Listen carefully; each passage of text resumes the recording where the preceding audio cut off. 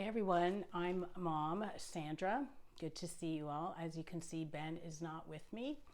The last video that we did was 2 weeks ago today. And today I'm just going to give you an update with where Ben is at. And I'm also going to give you an update as a loved one, what these last 2 weeks have been like for me and how I've gone from being devastated earlier today to being in a better mind state.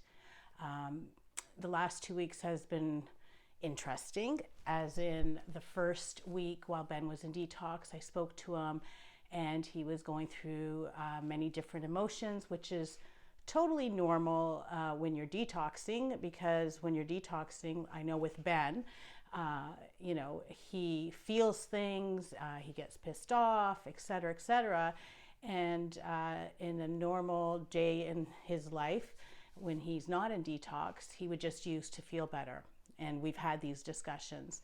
So the first week it was, up and down with his emotions. And for me as the loved one, it was pretty easy to handle because I knew where he was and he had shelter and all was good. This last week, he got better in that he wasn't arguing with me. Yesterday we had the best conversation I can say that we've had in years.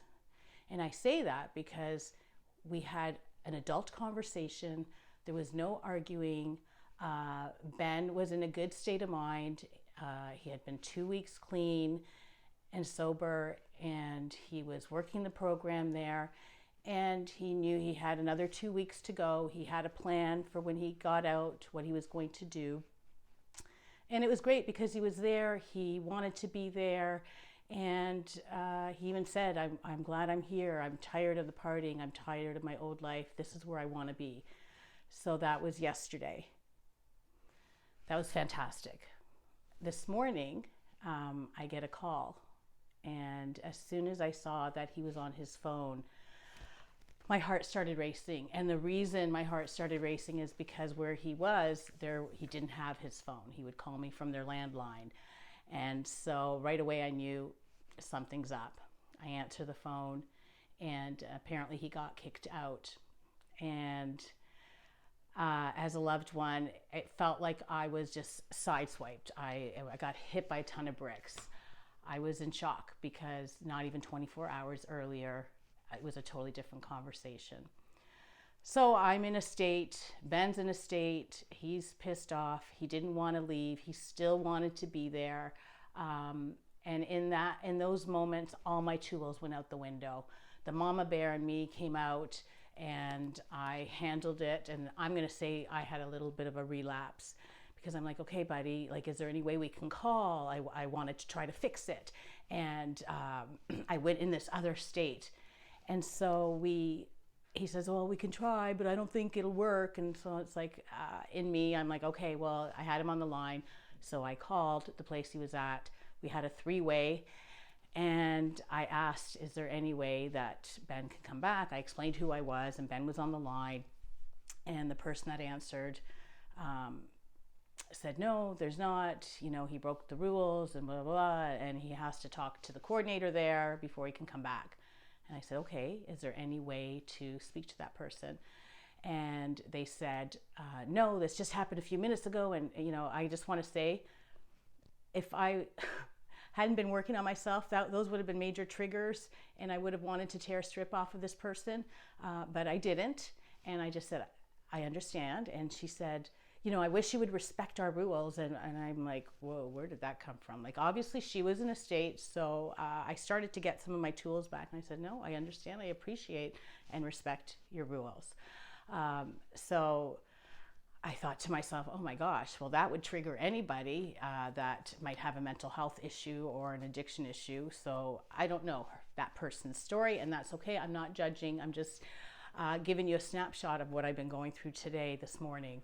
So the person gets off the phone, and I'm on the phone with Ben, and it's like, okay, buddy, I don't know what to say. I said, today's Friday. And so he says, yeah, I'm going to go to the clinic and whatever. I said, okay, good.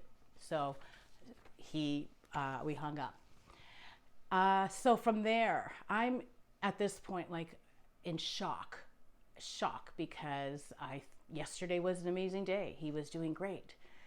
I was in a state where it's like, whoa, this is too much for me. But thankfully, I had an appointment already made with my counselor, and before going, I was doing my Serenity prayer. A friend called me. I asked her to do the Serenity prayer with me, and to me, that's just powerful because we're saying it out loud and hearing it and feeling it, and it's really about control and recognizing what I don't have control over. Skip ahead, I went to my counselor, had a great meeting.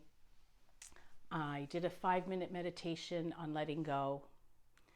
And I'm sharing this because I went from being devastated, like my world fell apart, to getting back. I relapsed. I'm back. I've taken the time to recognize I don't have control over what he has done. So what did I do? I went to my counselor, and she was awesome, and I thank her profusely because she got me back on the wagon. She got me back to where I was 24 hours ago. So I started with a 5-minute meditation of letting go, and that to me was very powerful. So I just sat with it. And through that, I could feel my higher power coming back to me. And then also recognizing Ben did 2 weeks sober, clean, and things happen. And so instead of being disappointed that he didn't finish his term there, I am celebrating that he was there for 2 weeks. I then actually texted Ben because I didn't feel good about our last conversation. And I said, I just want you to know that I am really impressed. I'm impressed that you stayed for the 2 weeks and how wonderful that was. And that you should be proud of yourself that you did those 2 weeks. And I felt good doing that. Also, I believe that those 2 weeks, it's going to accumulate on what Ben has learned over the last few years. Because today he was even saying he didn't want to leave.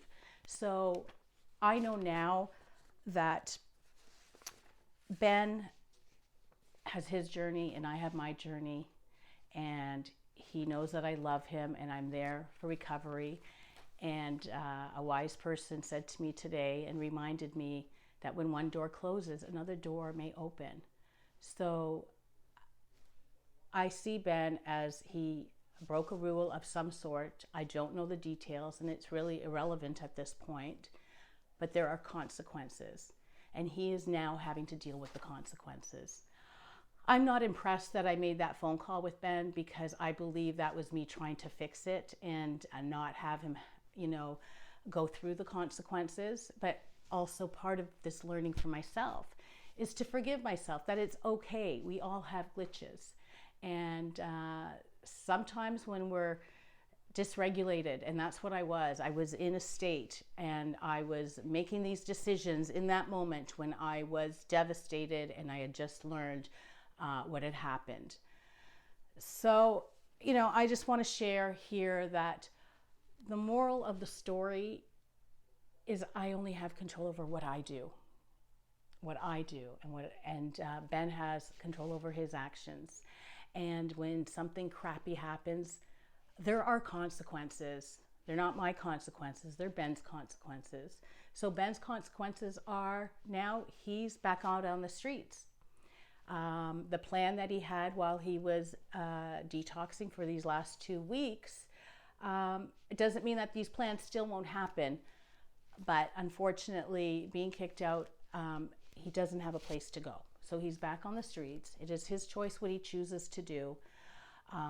He knows I'm here for recovery and to support and love him, but I will not be there to enable. I've got my tools. I've dusted them off in the last couple of hours. So this is really still fresh for me, but this is the reality. This is addiction, and it is a tough road.